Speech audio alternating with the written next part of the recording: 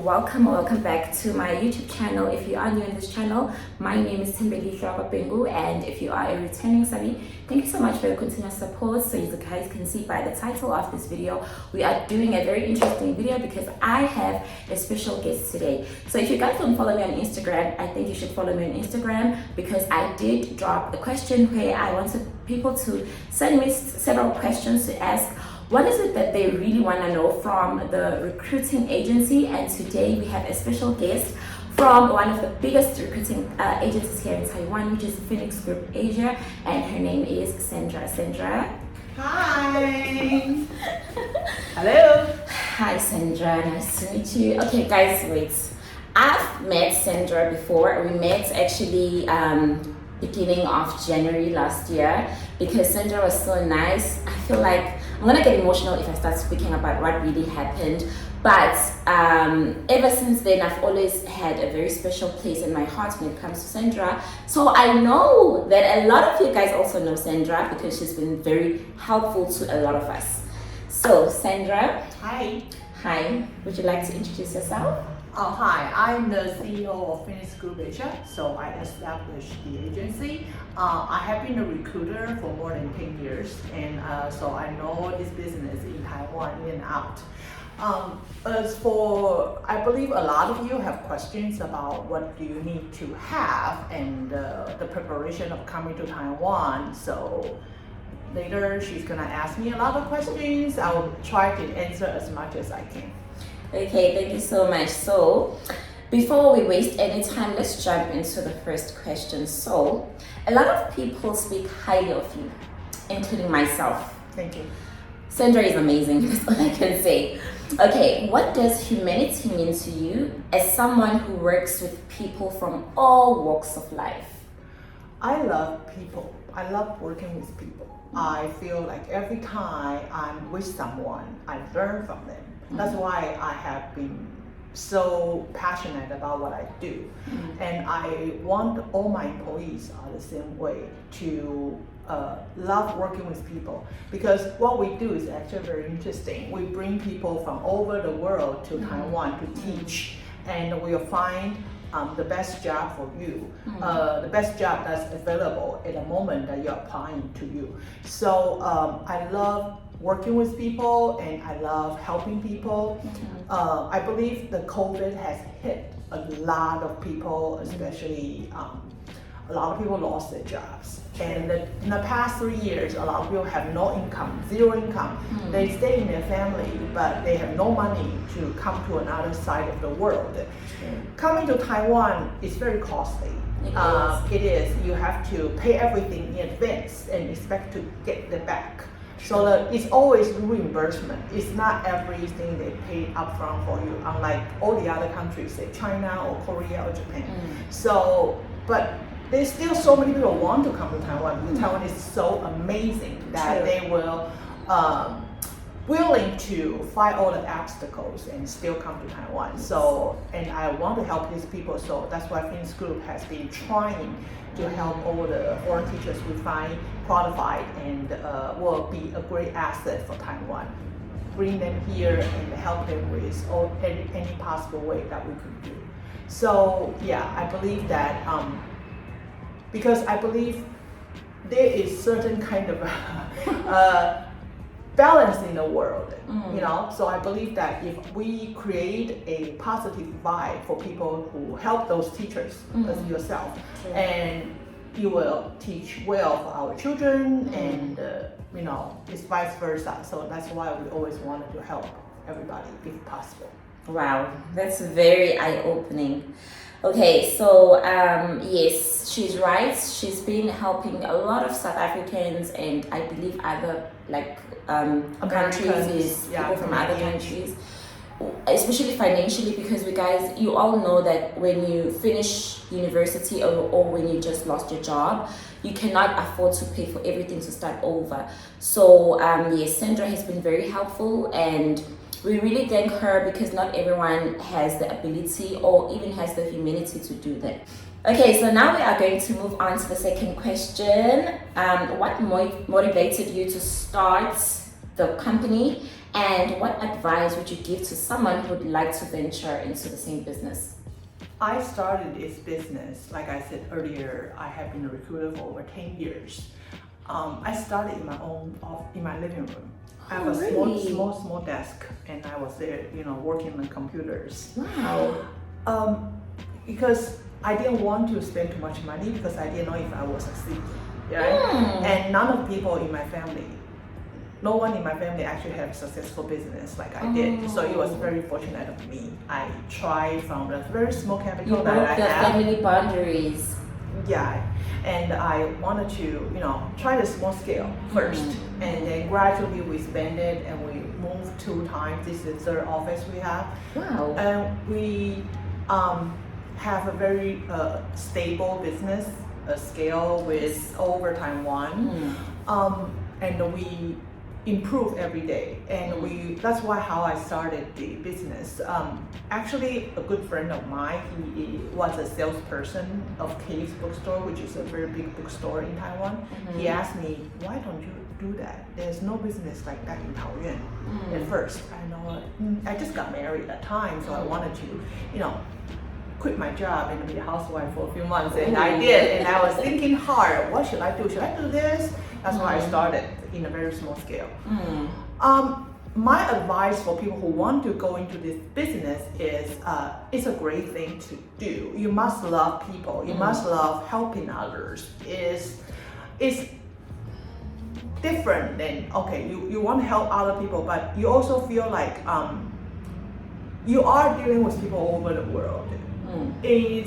And you don't need to be there to do that. You can have them here to do it for you. So it's a very exciting thing. I mean, picking up people from the airport, helping people to go shopping, to buy the necessary things for you, and helping get situated in a school and answer every possible question that you have throughout the teaching career of your time in Taiwan. I think that for anybody who wants to be in this business, it's a great thing to do. I don't know if somebody has that kind of fire to go throughout, take that as a career, but I have not felt tired about this, and I still wanted to help as many people as possible. So yeah, I think also the laws in Taiwan are strict in this agency business. So whoever wants to be in this business have to have ideas about the laws a little bit before you go into this business. Yeah. Otherwise, it's very dangerous that you might break the business, and you might. There's a big fine for that without a license. So if you want to be a freelancer, you might have to try to get with an agency before you do a freelancing kind of thing. Yeah. Otherwise, you might make a little bit of money and get fined and lost more money that way. So that's my advice. But I'm not sure about any other countries. I'm just knowing about Taiwan. Actually, I'm the one who wanted to know. I'm the one who actually. Yes. Because when I started my YouTube channel at first, I just didn't know what I wanted to do. But then because I had been receiving so many questions about coming to Taiwan, I decided, okay, let me use my platform to share the information because I know so much about coming here and how to move around. So when I started doing it, I was like, okay, I actually enjoy this. And I got so excited when people started like sending me feedback, like, oh, thank you so much. And even when I meet people, they're like, I know you. It's actually your video that helped me to get here. And I'm like, really? But you've never sent me an email. And they're like, no, I just took your advice. And then I started applying and then I got the job. But I'm so happy to meet you. And for me, like you said, it's all about the passion. And I was just testing waters just to see if it's something that I really like. And sometimes it can be discouraging, if we're being honest. Because when we share information, people want to know again and again, and it's like, oh, guys, please just listen to what I said. But we really appreciate you. My suggestion for that is, like in Fins Group's website, we have a very standard SOP of what you can qualify. So you can go through the questionnaires and know what you qualify for. Oh. Yeah. So what kind of diploma you have? Is it 4-year? Is it on the list? If it's not on the list, do you have a teaching license? Is your teaching license from UNISA? If it's not from UNISA, congratulations, you may qualify to apply for teaching, public school teaching position. So there are certain criteria you have to fit.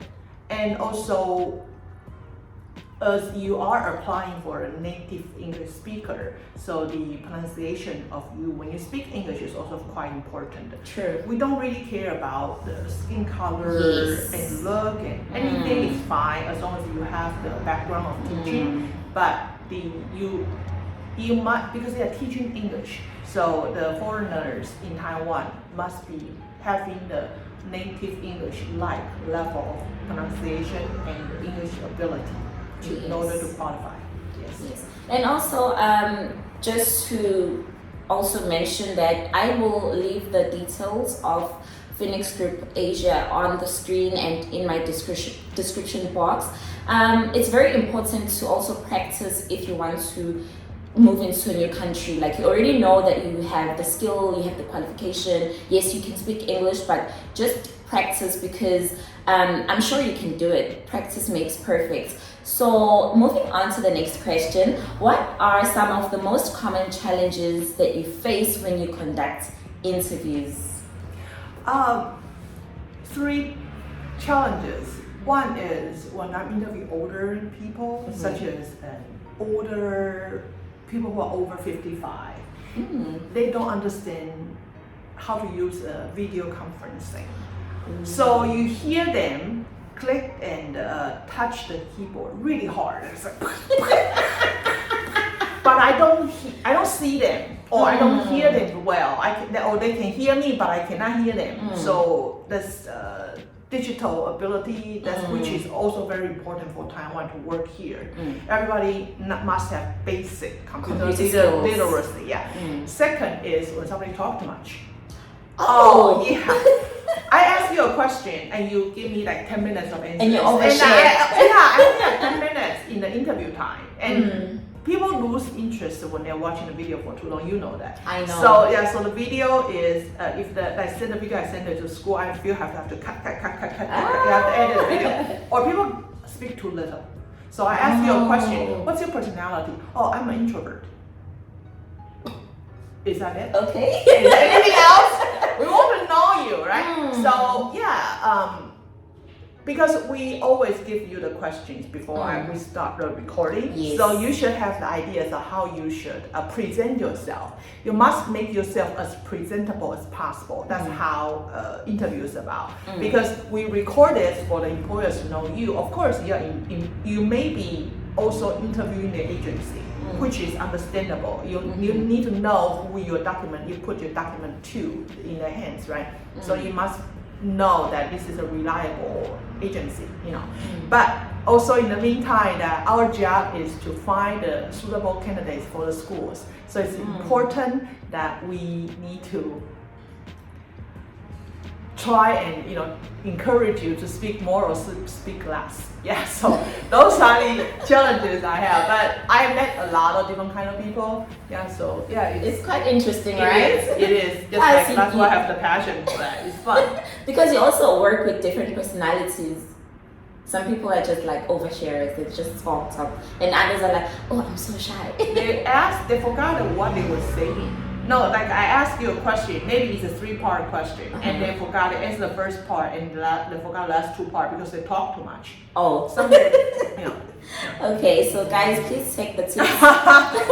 And also, I did make 2 videos where I did share the possible questions. So I did also mention in the videos how you could answer those questions, and I was very clear in stick to the point, answer the question, do not derive, and sell yourself.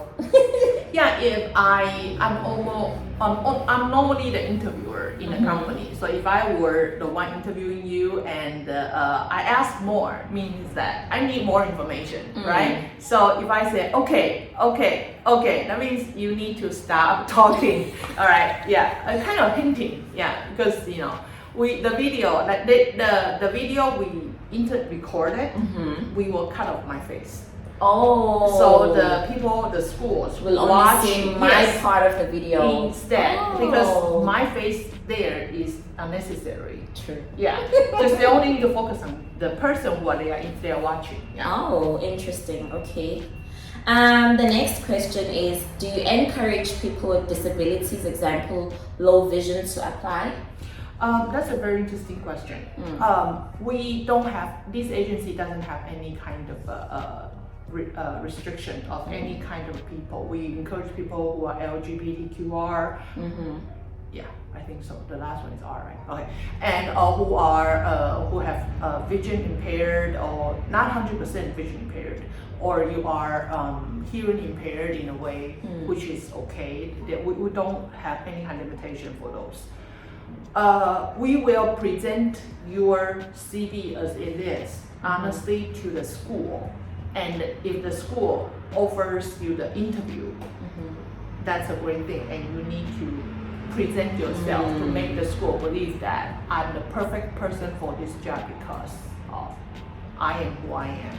So you need to present yourself to a school. Like if somebody tell the school that, okay, we have 10 candidates and 5 of them is this way and 3 of them and 2 of them is a disabled person, and then the school might feel like, oh, let's look at the other 8 instead of 2.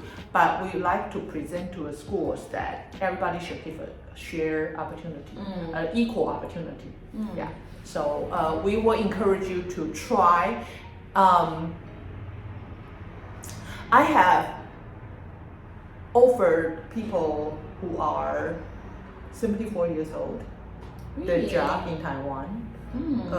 They are people who doesn't hear very well. Seeing, I don't remember anybody who has vision problems. I have introduced a lot of gay people in Taiwan, homosexuals, and they actually brought a husband, so it's fine. Oh, it's very wow. obvious, yeah, because same-sex marriage is legal in Taiwan. Yes, I did actually receive a question from another person who's still in South Africa, and they were like, actually, I'm so interested, but I have this fear. And I was like, oh, come. And they were like, really? I was like, yes. And they are looking forward to taking or embarking on that journey. Sure. Yeah, so guys, it's not about how you look, it's not about maybe your physical abilities, but it's more about how you present yourself as a candidate. Okay, the next question is, do you accept applicants with an advanced diploma, which is equivalent to a bachelor's degree? I've received this question so many times, and I'm always confused because I know that a diploma is not it's not regarded as a qualification that can lend you a teaching job abroad. But I know that if you do an advanced diploma, it's equivalent to a bachelor's degree. So do you accept those applicants? In Taiwan, if you are applying to a public school position, in South Africa, the South African Council of Education says. So if you have say, that means you 100% are qualified for Taiwan. Taiwan's government requires a 4-year of a bachelor's degree. So if you have higher diploma or advanced diploma, whichever, as long as it's a 4-year in one school, postgraduate, PGCE is not recognized. If you have 3+1, that's not 4 years.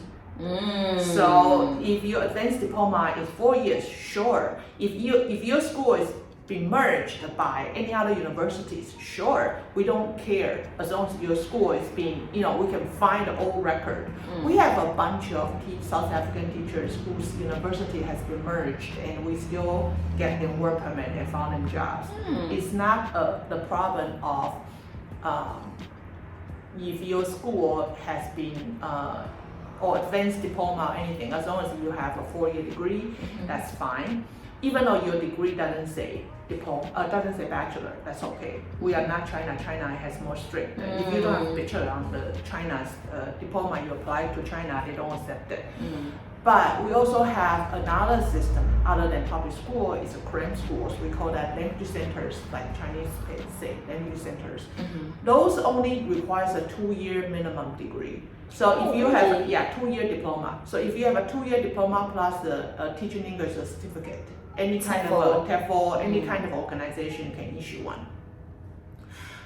Not all of them, but a legitimate one. Yeah. So the 2-year diploma plus 1 year plus the TEFL, you can qualify for the language centers at the primary schools. Yes.